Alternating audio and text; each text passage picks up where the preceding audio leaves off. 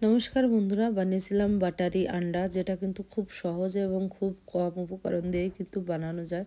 আর খেতে কিন্তু এক রান্নাতেই কিন্তু বাজিমাত করা যায়।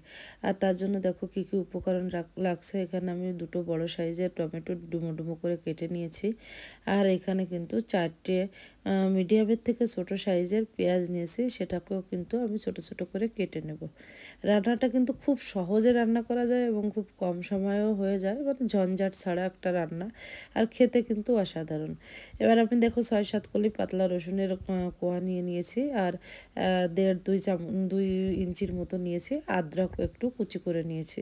এবার দেখো এটাকে কিন্তু আমি গরম জলের মধ্যে দিয়ে দিলাম। এখানে একটুখানি তোমার দারচিনি, দুটো ইলাচি আর দুটো লং আর বেশ কিছুটা শুকনো লঙ্কা, খাড়া শুকনো লঙ্কা, আর দিয়েছি কিছুটা কাজু, আর কিছুটা মানে 7-8টা কাজু, আর 1.5 চামচের মতো হচ্ছে তোমার চারমগজ। এটাকে দিয়ে কিন্তু আমি খুব সুন্দর করে সেদ্ধ হতে দেবো।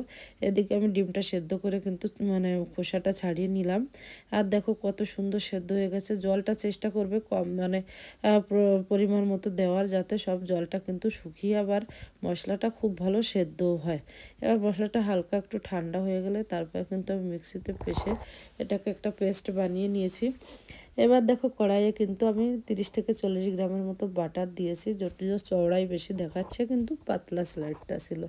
এবার বাটারটা হালকা গরম হয়ে গেলে আমি কিন্তু দেখো দিয়ে দিয়েছি যে পিউরিটা বানিয়ে রেখেছিলাম পেস্টটা। তার ভিতরে এবার দিয়ে দিলাম 1/4 চামচের মতো হচ্ছে ধনে পাউডার, আর দিয়েছি হাফ চামচের থেকে কম হলুদ পাউডার, আর স্বাদ অনুযায়ী কিন্তু লবণ। আর শুকনো লঙ্কাটাও এখানে কিন্তু যে যার হিসাব অনুযায়ী দিতে পারো, ঝাল কম বেশি হিসাবে। হালকা একটু জল দিয়ে দেখো মশলাটা ধুয়ে হালকা একটু জল দিয়ে এবার আমি গ্যাসটাকে একদম লো ফ্লেমে করে কিন্তু ঢেকে রেখে দেবো 5-7 মিনিট। দেখো উপর থেকে তেলটা ছাড়তে শুরু করে দিয়েছে, আবার নেড়ে চেড়ে এবার কিন্তু আমি অন্যদিকে তেল গরম করতে দিয়ে দিয়েছিলাম, সেটাকে এবার জল গরম করতে দিয়ে দিয়েছিলাম। এবার জলটা ঢেলে দেবো। আমি এখানে 1 কাপ থেকে একটু বেশি জল দিয়েছি। আর এখানে যে যেরকম গ্রেভিটা রাখতে চাও সেই হিসেবেও দেওয়া যায়। আমি এখানে 5টা ডিম দিয়ে বানাচ্ছি। এখানে যদি ডিমও বেশি হয় তাহলে মশলাটাও আরও বেশি হবে, গ্রেভিটাও আরও বেশি হবে। এবার দেখো আমি ডিমগুলোকে একটু চিরা লাগিয়ে দিলাম, একটা ডিম একটু কেটেও দিয়েছি। এবার দেখো আমার গ্রেভিটা বেশ একটু থিক হয়ে গেছে, আমি কিন্তু ডিমগুলো দিয়ে দেব।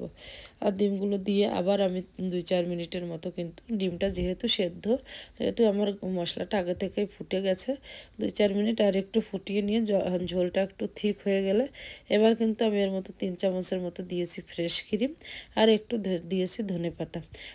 ফ্রেশ ক্রিমটা কিন্তু না থাকলে স্কিপ করা যেতে পারে, এতে স্বাদে খুব বেশি ফারাক পড়বে না।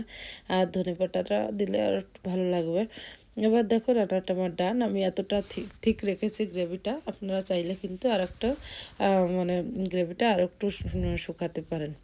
এবার দেখো উপর থেকে একটু বাটার আর এই দিয়ে ধনেপাতা দিয়ে সাজিয়ে দিলাম। ভালো লাগলে কিন্তু